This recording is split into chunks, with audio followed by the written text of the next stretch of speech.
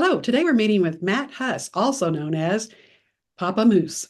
And Papa Moose here, he lives in Indiana with his family, and he has written several children's books. Um, Papa Moose, tell us about your books. And you have a new one Hi, out. When is it out? I do. Good morning, Kathy. Glad to be Morning. here. So my new book is called, I have it here. Good. It's Bears Unplugged. So this is about a topic I think any parent with a child or even any adult themselves can relate to, and that is screen management. I see one behind you there. I have many screens in the house, yes. Um, so the inspiration for it was seeing what a challenge this has been for so many people. So it's about a town full of bears who are all hooked on screens, young and old, children and adults. And then one day they lose their internet connection. Wouldn't that be All so? their Yep, all their screens go blank. So it's about what happens when this town that revolves around screen time has been deprived of their screen time and they have to find something hopefully better to do with their time. That's good. That's good. I mean, that's like in your face, isn't it? Just like that's a problem that we all have. Real Certainly, yeah. team Yep. and texting on phones and things like that too. What happened to Right. in person or, Yeah, or I even say talking on the phone? right, that I'm a parent myself. I have two teenagers, and it's so interesting to me. I was in high school in the 80s, so and the generational change, I'm trying to just kind of figure it out Yeah, because they don't talk on the phone. They don't see each other in person nearly as much, I which I know. They're all like over the text, and I don't see how you can get the emotion over a text. right. I mean, my son had friends over to the house to play video games instead of, talking over their headset. And when they left, he said that was so much more fun than, you know, sitting alone in our home with his headset on. I'm like, well, yeah, that's true. Is that when you got the idea?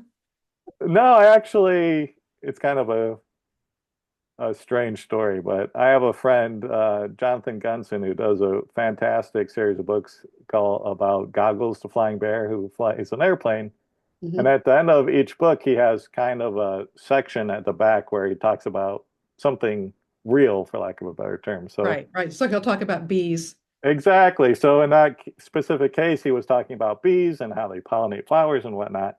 So, Right. I was doing a previous book and I had maybe two pages to fill. And my wife, who knew of my friendship with Jonathan, was like, oh, thinking to herself, well, oh, he could do something like that. He could put something factual and informative in the back of his book. But in her excitement, she said, oh, your friend the bear who tells stories, real stories. And I just started cracking up because I knew exactly what she was talking about. But I just thought it was hysterical that first I had a friend who was a bear. Yeah. Secondly, he told stories and he told real stories. I just thought that was so funny that I was just laughing for the next hour. But then I got thinking about it the next day and I'm like, well, if there was a bear and he told stories, real Uh-huh. stories, what kind of story would he tell? So that's actually the inspiration for the book Yeah. is at the end of the book, you're going to meet this bear Oh, who oh, tells stories and he's kind of turns out to be the narrator of the book. yes. That's cool. Yeah. So it was a very roundabout inspiration for that one. Uh-huh. But you've already had other books too. What are the other books that you have? So my first book is Bucky the Sweet Tooth Beaver, and that's another universal theme, and that is sugar addiction. Yeah. So when I do shows, when I do craft shows or readings or what have you, and I give kind of a quick explanation of what each book is about, and I say, oh, this is a book about people about a beaver who's addicted to sugar. Every single person goes, I can understand that. Yeah. So that was my first one. Then I had a book called Lou the Bighorn Rhino, And and what's Lou's story? about a rhino who wants a nose job. Basically, he thinks his horn's too big. Okay. So that's about being um, having concerns about your appearance and Self-acceptance. Right, self-acceptance, exactly. Okay. Then my third book was actually the start of my only series, what's going to be a series, and that's a detective named Ryan Holiday and his Basset Hound sidekick Bo, and they solve mysteries on holidays. So the first one is a Halloween mystery, and it's called Panic at the Pumpkin Patch. Oh, oh. Yeah, That's the Halloween one you were talking about right. earlier. So that's going to be my series. So the next one will be Christmas. It'll be a Christmas mystery, Oh, okay. and that will be one I'll be working on next year. Okay. And then the Bears is the fourth book. Okay. Great. And what you have such a good, can you just read like a paragraph just to give them an idea for your poetry? Okay, I'll read the beginning of the Bears Unplugged book. Okay. So it goes like Because I this. think your poetry is so good I couldn't stop reading. Thank you. In the woods to the north was a town full of bears, and they lived without problems or worries or cares. They were all nice and cozy inside of their homes, while they stared at TVs and their gadgets and phones. Now, it's not like the bears spent their whole day online. There were some other things they would do with their time. But when work time was done, every bear in the town went right back to their screens and would not put them down. Then one day, down in Bearville, much to their surprise, all their gadgets turned off right in front of their eyes. There were growls of despair from each store, home, and park. Every bear, young and old, had a screen that was dark. That's perfect. So I just that's love that.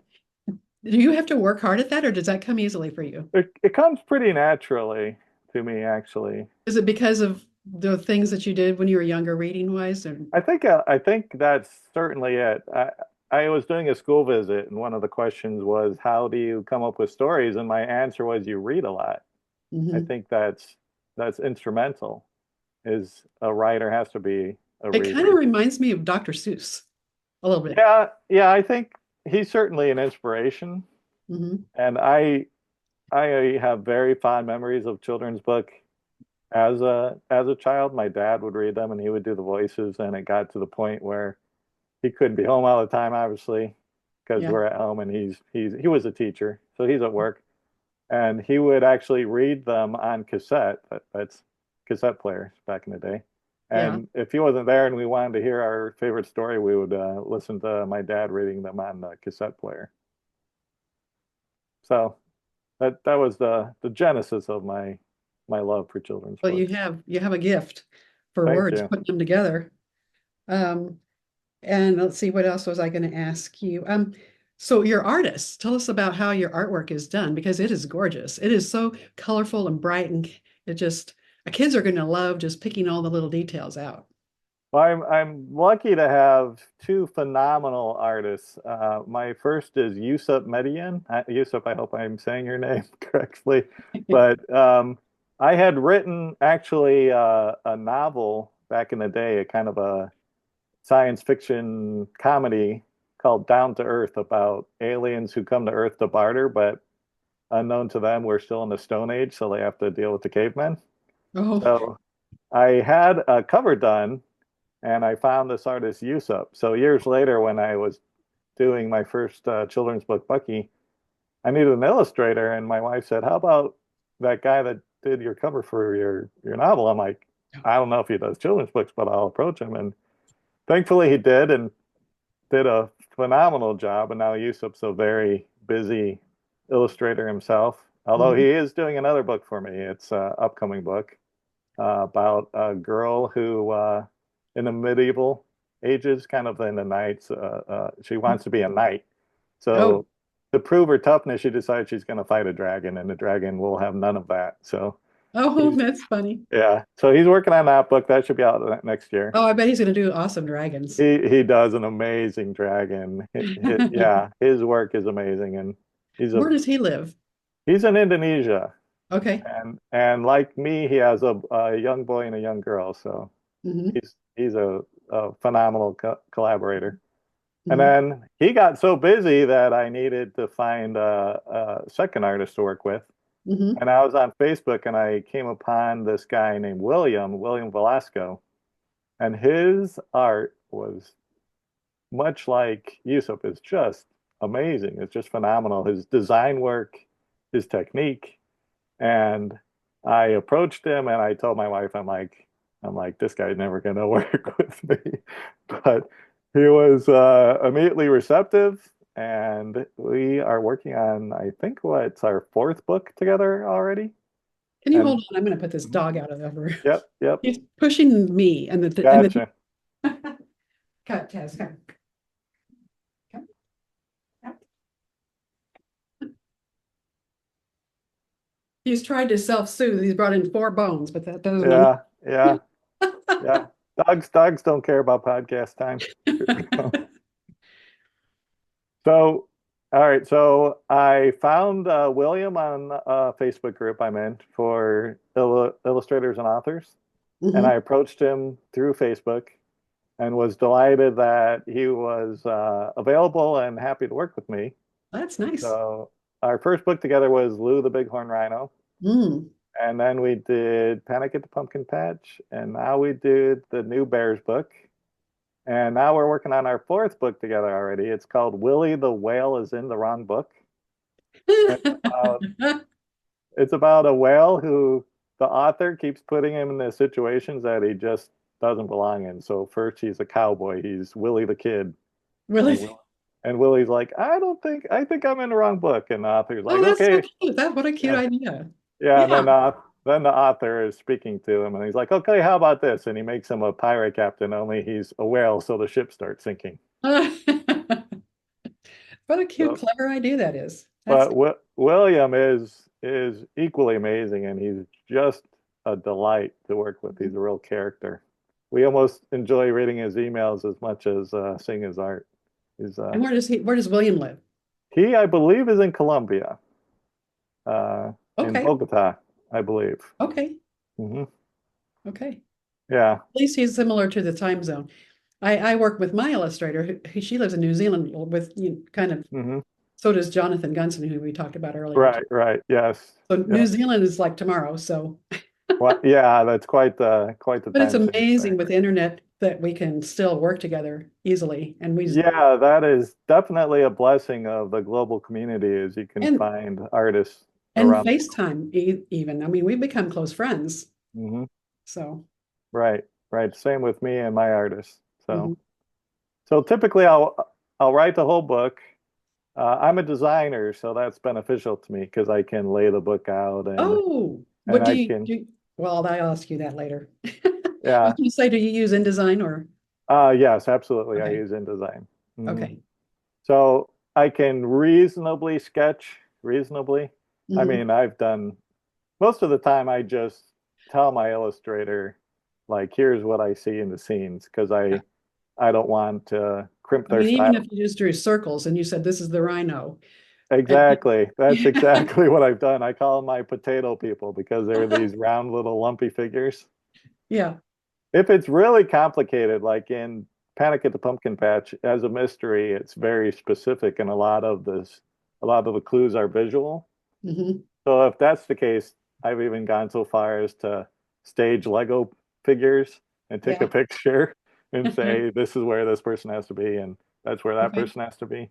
Well, But for that's the good. most part, I mean, I absolutely trust their judgment and their style, and I don't want to box them in Hmm. with the ideas that's for them to do, and they ought to do such an amazing job and add such nuance and character that it would it would kind of impair it if I said this is exactly what I want instead of letting them do their thing.